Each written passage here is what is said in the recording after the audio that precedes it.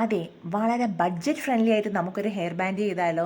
ഇതിനു വേണ്ടി എടുത്തിരിക്കുന്ന സീക്വൻസ് ആണ്. സീക്വൻസിൻ്റെ റേറ്റ് നിങ്ങൾക്കറിയാം, 10-15 രൂപയേ ഉള്ളൂ 10 ഗ്രാമിന്. അപ്പോൾ നമുക്ക് സീക്വൻസ് എടുക്കാം. പിന്നെ നമുക്ക് വേണ്ടത് ഫ്രെയിമാണ്. പിന്നെ എൻഡ് ടേപ്പ് എടുത്തിട്ടുണ്ട്. അപ്പോൾ എൻഡ് ടേപ്പ് കൊണ്ട് ആദ്യം ഞാൻ ഫ്രെയിമിൻ്റെ എഡ്ജ് കവർ ചെയ്യുന്നു.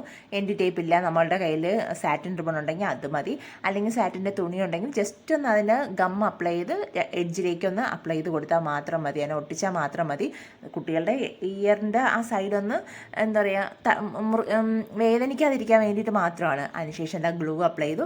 ഈ ഗ്ലൂ അപ്ലൈ ചെയ്തിട്ട് സീക്വൻസ് ഞാൻ ഒട്ടിക്കുന്നു. ഈ സീക്വൻസ് കുറച്ചൊരു ബുദ്ധിമുട്ടുള്ള കാര്യമാണ് കേട്ടോ. നമുക്ക് മറ്റേതുപോലെ സ്റ്റോൺസ് പറക്കി ഒട്ടിക്കും പോലെ അത്ര പെട്ടെന്ന് നിസ്സാരമായിട്ട് വയ്ക്കാൻ പറ്റുന്നില്ല. ചിലപ്പോൾ നമ്മൾ ഒട്ടിച്ചിങ്ങനെ വയ്ക്കുമ്പോൾ നമ്മുടെ കയ്യിൽ തന്നെ തിരിച്ചിളകി വരുന്ന സാധനം. അതുകൊണ്ട് ഇത് ഒട്ടിക്കാൻ മാത്രം ഇച്ചിരി ചിലപ്പം എന്താ പറയുക, ചെറിയൊരു ബുദ്ധിമുട്ട് വരും. അല്ല എങ്കിൽ വേറെ കുഴപ്പമൊന്നുമില്ല. എന്താ പറയുക, ഇത് ഞാൻ സാധാരണ എപ്പോഴും നമ്മളുടെ ഈ B7000 ഗ്ലൂവിൻ്റെ ക്യാപ്പ് വെച്ചിട്ടാണ് ചെയ്യാറ്.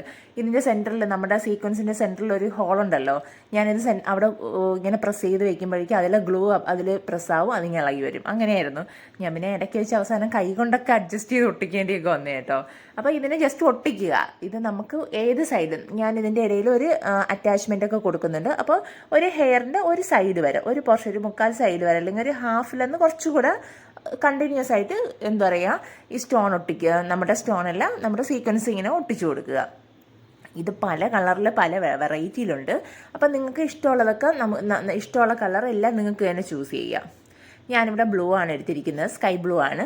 അപ്പോൾ ആ ബ്ലൂ വെച്ച് ഏകദേശം ഞാൻ ഒട്ടിക്കുന്നു. അപ്പോൾ നമുക്ക് എത്ര ആവശ്യമുണ്ടോ അത് വയ്ക്കണം. പിന്നെ വേറൊരു കാര്യം, ഇത് ഗ്യാപ്പൊക്കെ ഫില്ല് ചെയ്യാൻ കുറച്ചൊന്ന് ശ്രദ്ധിക്കണം. കാരണം മറ്റേ നമ്മൾ ബീഡ്സ് ആകുമ്പോൾ നമുക്ക് ഫില്ല് ചെയ്യാൻ എളുപ്പമാണല്ലോ. അപ്പോൾ ഇത് ജസ്റ്റ് ഗ്യാപ്പൊന്നും വരാതെ കൈ ഗ്ലൂ ഇല്ലാതെ പ്രസ് ചെയ്യുക.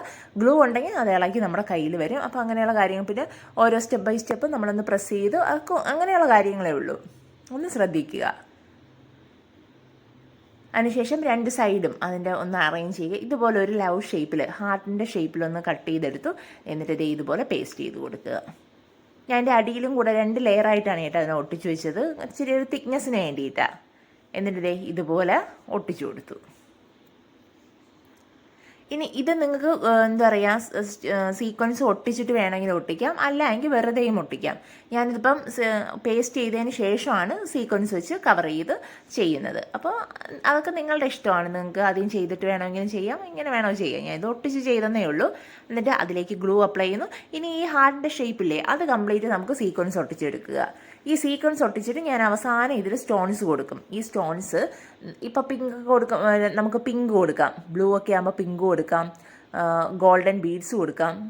നമുക്കിഷ്ടമുള്ള എന്ത് കളർ വേണോ കൊടുക്കാം. ഞാനിവിടെ സാധാരണ നോർമൽ കളറാണ് കൊടുത്തിരിക്കുന്നത്. അപ്പോൾ നിങ്ങളുടെ ഇഷ്ടത്തിന് സ്റ്റോൺസ്, ബീഡ്സോ എന്ത് വേണമെങ്കിലും കൊടുക്കാം ഇതിൻ്റെ അകത്തേക്ക്. അതിനുശേഷം ഇത് ഫുള്ളായിട്ടൊന്ന് കവർ ചെയ്തെടുക്കുക.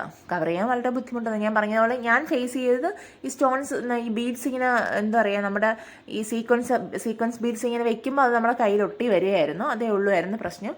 പക്ഷേ അവസാനം ഞാൻ കൈകൊണ്ട് എടുത്തെടുത്ത് വെച്ചപ്പോൾ അതങ്ങ് പെട്ടെന്ന് എനിക്ക് ചെയ്തെടുക്കാൻ പറ്റി. മറ്റേതിനേക്കാളും കൈകൊണ്ടെടുത്ത് വയ്ക്കുന്നതായിരിക്കും കുറച്ചുകൂടെ എളുപ്പം.